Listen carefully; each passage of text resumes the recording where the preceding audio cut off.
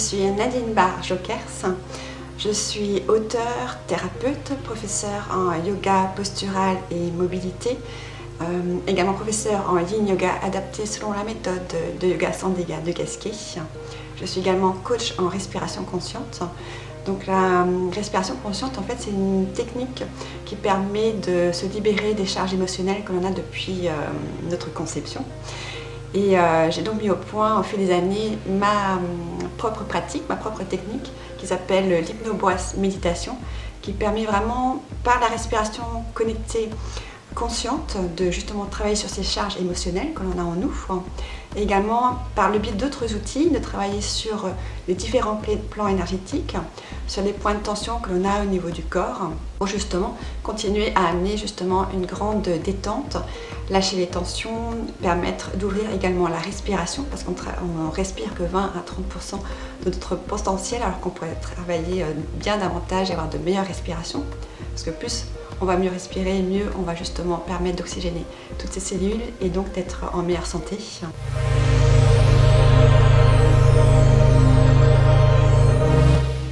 Alors j'ai débuté il y a une quinzaine d'années et donc j'avais déjà un centre de relaxation, donc je recevais justement en présentiel. Après j'ai eu un temps où j'ai dû, en fait, pour des raisons de santé, j'ai dû m'arrêter parce que c'est vrai que je travaillais beaucoup à l'époque et je prenais plus soin des autres que de moi-même. Et donc j'ai eu une phase où je me suis arrêtée, j'ai pris du temps après pour moi. Et ensuite j'ai réouvert il n'y a pas très longtemps. Et donc en tant que thérapeute, on va dire que j'ai fait à peu près une quinzaine d'années. En tant qu'écrivain, ça fait à peu près 7 ans que j'ai commencé à écrire mes premiers livres. Et mon activité de professeur de yoga, ça fait un peu plus d'une année.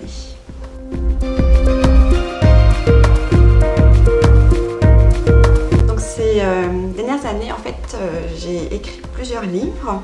C'est très souvent en fait des livres pratiques, parce que j'aime beaucoup en fait faire des synthèses d'un sujet qui m'intéresse.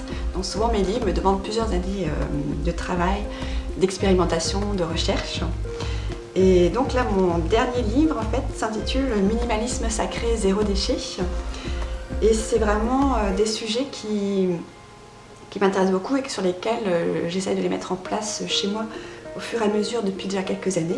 Et celui qui me touche le plus, qui est vraiment pour moi mon livre le plus important, en fait, c'est celui-ci.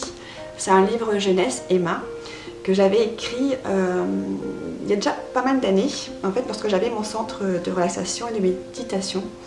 Et je proposais en fait des ateliers et j'avais donc également des patients, comme j'avais mon cabinet de thérapeute dedans, et souvent ils me demandaient en fait qu'ils auraient aimé apprendre ce que je leur partageais lorsqu'ils étaient enfants, pour justement gagner un peu de temps sur des problèmes de santé, tout ça. Et du coup j'ai eu l'idée, je me dis bah oui c'est ça en fait, parce qu'à l'époque il n'y avait pas vraiment de livre encore sur le yoga, la méditation, sur le fait de prendre soin de soi, tout ça. Ça n'existait pas et du coup je me dis bah tiens c'est ça qui me manque, et donc j'ai écrit en fait mon premier livre à cette époque-là. Mais j'avais pas osé en fait le faire paraître.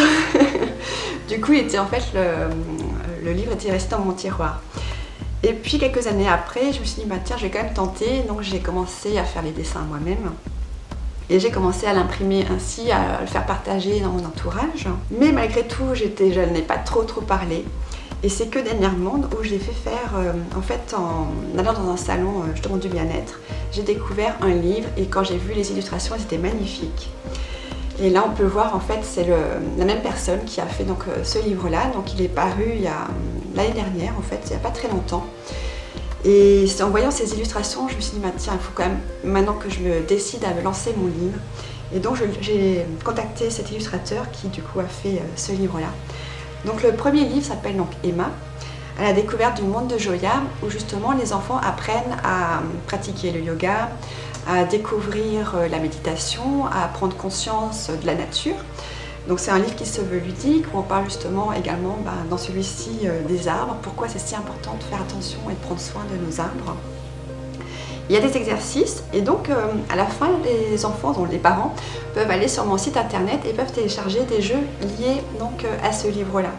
À savoir qu'il y aura d'autres tomes.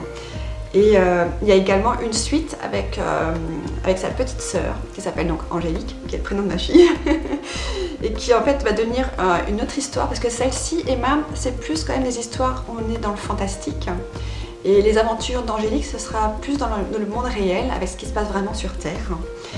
Et toujours pareil, pour apprendre justement à réduire notre impact sur la planète, à prendre soin de soi. Et donc je vais également maintenant dans les écoles pour leur raconter des histoires. Donc en fait, je raconte une histoire aux enfants, mais en même temps ils participent. Donc on va visualiser, toucher des choses liées au livre, et on va pratiquer du yoga, de la méditation, tout ça.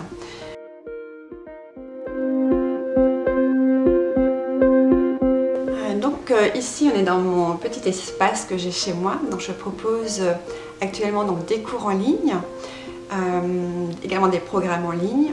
Il y aura également bientôt des ateliers, des retraites holistiques. Et on me trouve également sur tous les réseaux sociaux.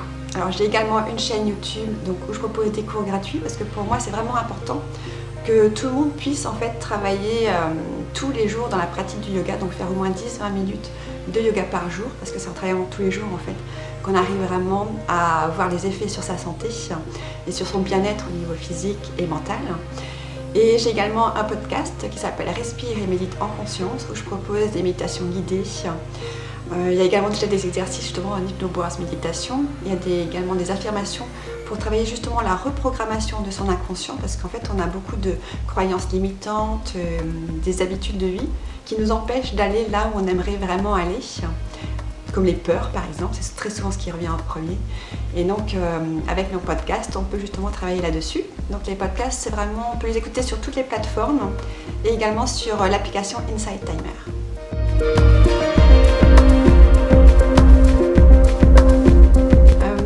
Mutzing, c'est le hasard. En fait, quand j'ai démarré au début, c'est moi qui allais chez les gens. Et puis, je cherchais un local et j'avais beaucoup de mal. Donc, ça m'a pris 2 années avant de trouver un local. Et en fait, c'est en passant en moto, j'ai vu une grande vitrine et je me dis, mais c'est exactement ça que je cherchais. Et donc, c'est ainsi que j'ai débuté en ouvrant ma première entreprise. Donc, en présentiel sur Mutzing. Et donc peu de temps après, je me suis installée pour habiter également ici, pour être juste à côté de mon magasin.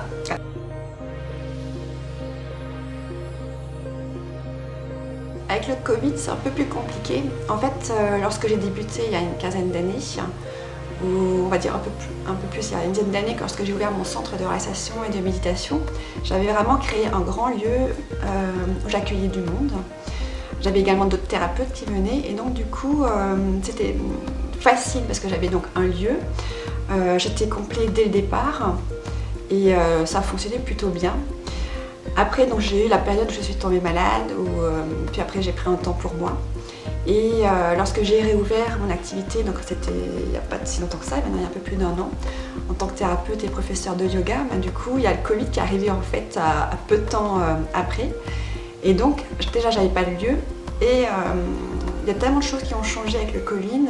Donc, il y a eu de plus en plus de cours en ligne. Donc, j'ai dû apprendre et me former pour pouvoir proposer des cours en ligne, faire des programmes en ligne pour les personnes qui ne peuvent pas assister aux cours mais qui voudraient quand même suivre et travailler sur leur bien-être. Donc, c'était beaucoup de choses à apprendre, à mettre en place. Et pour se faire connaître, forcément, c'est aussi plus compliqué parce qu'on est sur les réseaux.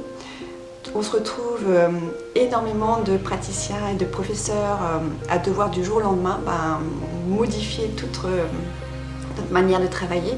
Donc c'est vrai qu'on est du coup beaucoup aussi sur les réseaux pour essayer à faire connaître ce qu'on fait, nos pratiques.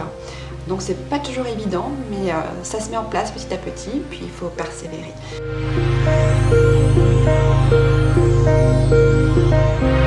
Si j'avais vraiment un mot à dire, ce serait justement de persévérer. Parce que c'est vrai qu'avec tout ce qui se passe actuellement, on a déjà un niveau, on va dire, on a beaucoup plus de stress, d'angoisse par rapport à l'avenir. Et justement sur l'activité, on ressent tout ça sur notre activité, puisque on est tous dans une phase un peu difficile. Et donc on a aussi beaucoup moins de gens qui vont forcément venir nous voir parce qu'ils ont aussi plus de difficultés aussi. Donc ce que je dirais, c'est que malgré tout, il ne faut pas baisser les bras, il faut continuer à trouver de l'optimisme parce que forcément à un moment donné ça va aller mieux.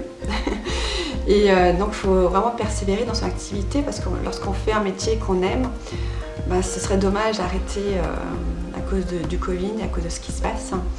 Et il faut prendre son temps et garder espoir que tout finira par s'arranger avec le temps.